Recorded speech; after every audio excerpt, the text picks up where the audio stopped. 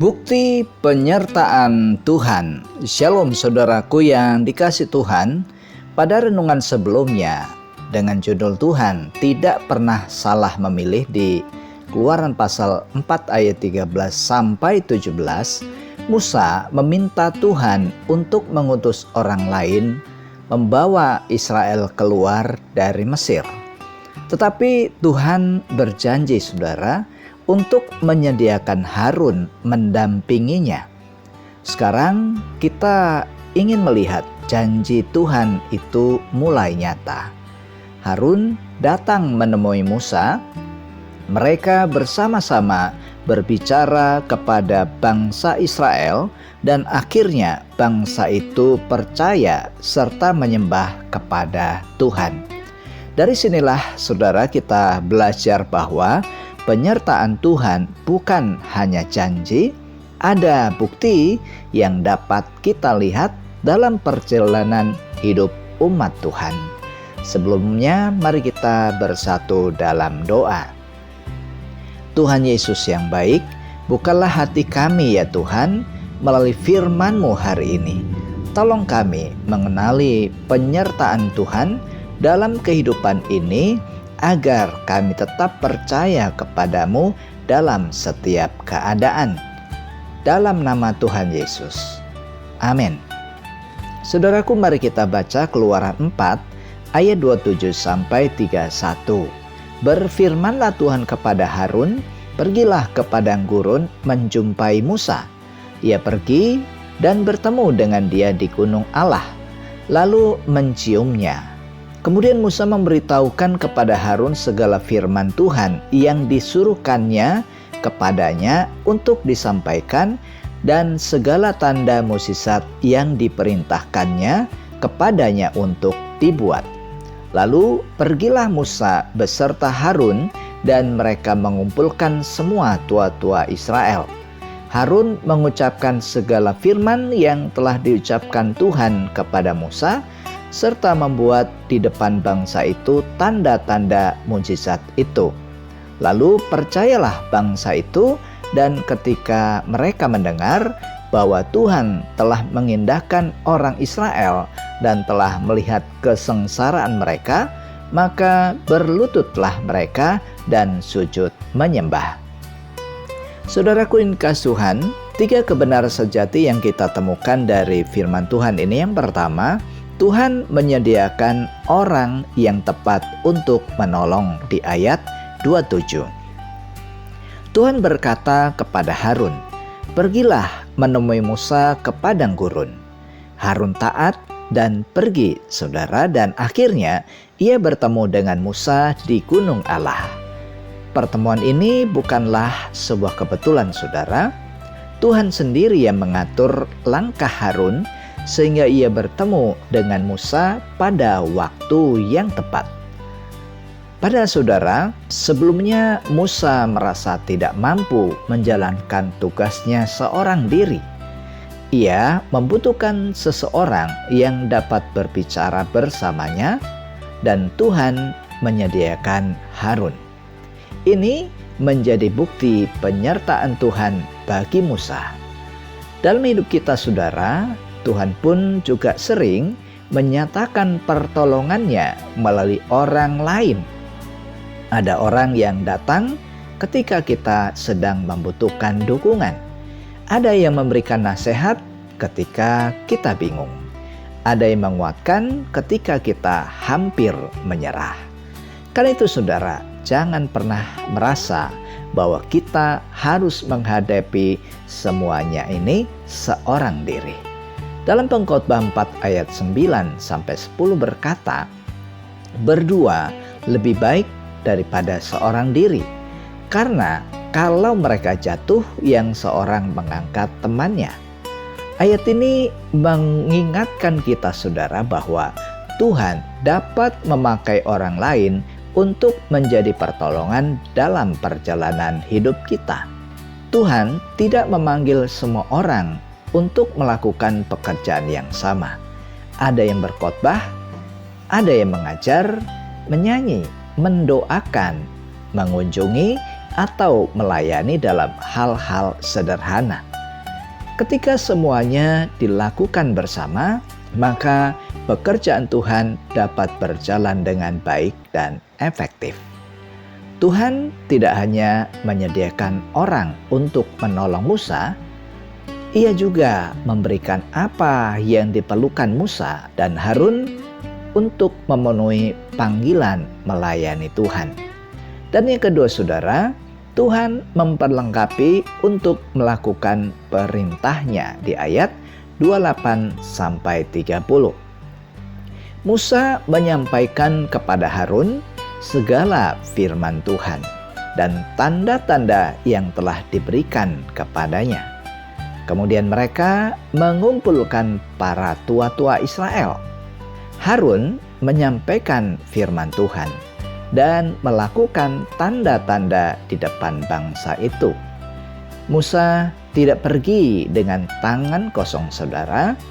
Tuhan sudah memberikan firman, tanda-tanda ajaib, dan seorang saudara yang mendampinginya. Seringkali, saudara, kita melihat kekurangan diri sendiri. Saya tidak mampu, saya tidak pandai, saya tidak punya pengalaman untuk melayani. Namun saudara, Tuhan tidak meminta kita melakukan sesuatu tanpa Ia memberikan kelengkapan. Dalam 1 Petrus 4 ayat 10 dikatakan, layanilah seorang akan yang lain sesuai dengan karunia yang telah diperoleh tiap-tiap orang sebagai pengelola yang baik dari kasih karunia Allah. Artinya saudara, setiap orang menerima sesuatu dari Tuhan yang dapat digunakan untuk menjadi berkat bagi orang lain. Mungkin kemampuan kita sederhana, tetapi jangan meremehkannya itu, saudara. Musa hanya membawa tongkat, tetapi di tangan Tuhan, tongkat itu dipakai untuk menyatakan kuasa dan keajaibannya. Demikian juga, saudara, di dalam kehidupan kita. Apa yang ada di tangan kita mungkin itu sederhana, tetapi ketika diserahkan kepada Tuhan, Tuhan dapat menggunakannya untuk tujuan yang lebih besar dan mulia bagi kemuliaan Tuhan. Yesus juga memanggil murid-murid yang sederhana, saudara. Mereka bukanlah orang-orang yang sempurna, tetapi mereka diperlengkapi dan diutus menjadi pribadi yang luar biasa. Jangan menunggu merasa hebat untuk dipakai Tuhan. Gunakan apa yang sudah Tuhan berikan. Dan yang ketiga, saudara, Tuhan mengubah keraguan menjadi percaya di ayat 31.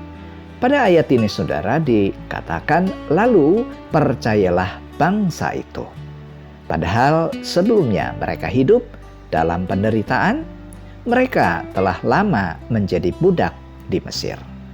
Keadaan semacam ini, saudara, juga seringkali dipakai iblis membuat ragu dan bertanya-tanya, apakah Tuhan masih mengingat dan peduli pada pergumulan orang percaya?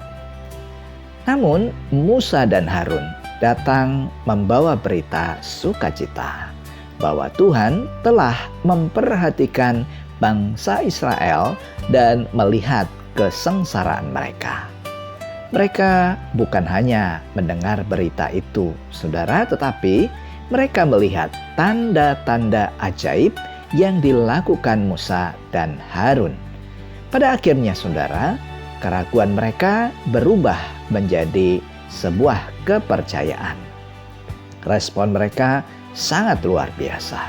Mereka menundukkan kepala dan menyembah kepada Tuhan. Mari saudara perhatikan urutannya pada bagian ini. Mereka mendengar firman, melihat pekerjaan Tuhan, dan akhirnya percaya dan menyembah kepada Allah.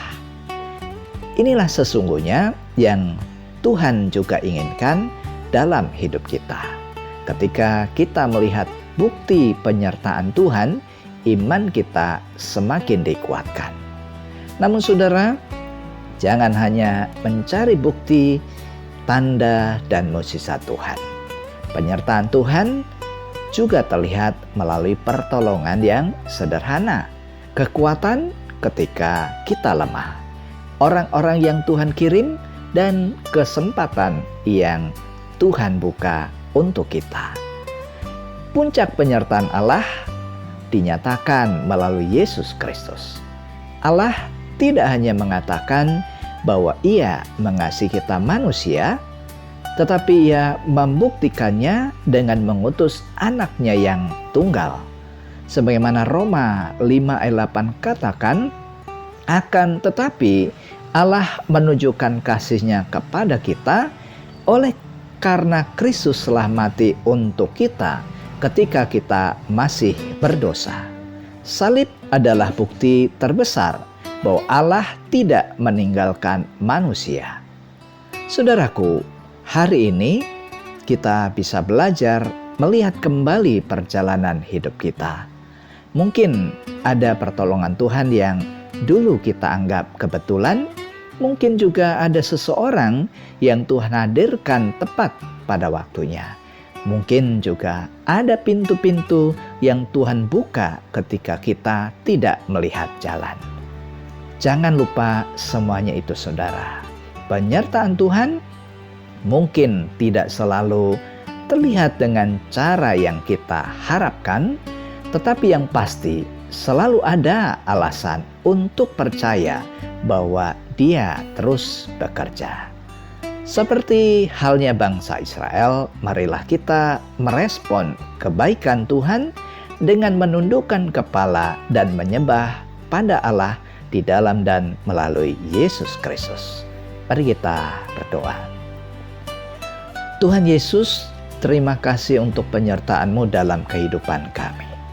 Ampuni kami jika sering menganggap pertolongan-Mu sebagai sebuah kebetulan. Bukalah mata kami Tuhan untuk melihat pekerjaan-Mu dan teguhkanlah iman kami serta ajar kami untuk selalu bersyukur.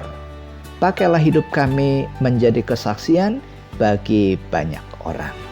Kami tetap terus berdoa bagi para pemimpin kami agar memiliki hati yang jujur, bijaksana, takut pada Tuhan, dan mengutamakan kepentingan masyarakat. Dalam nama Tuhan Yesus. Amin. Saudaraku, mari arahkanlah hati dan terimalah berkat Tuhan. Kiranya Tuhan menyertai setiap langkah saudara, menyediakan pertolongan pada waktunya, dan memperlengkapi saudara untuk melakukan setiap firman dan mengubah setiap keraguan saudara menjadi keyakinan penuh di dalam Kristus Yesus dari saat ini sampai selama-lamanya. Amin. Penyertaan Tuhan mengubah keraguan menjadi kepercayaan. Jika membutuhkan doa, konseling, dan percakapan pribadi, saudara bisa hubungi nomor yang ada pada video ini. Dan jika saudara diberkati melalui firman Tuhan ini, silakan bagikan pada orang lain agar menjadi berkat bagi saudara-saudara kita.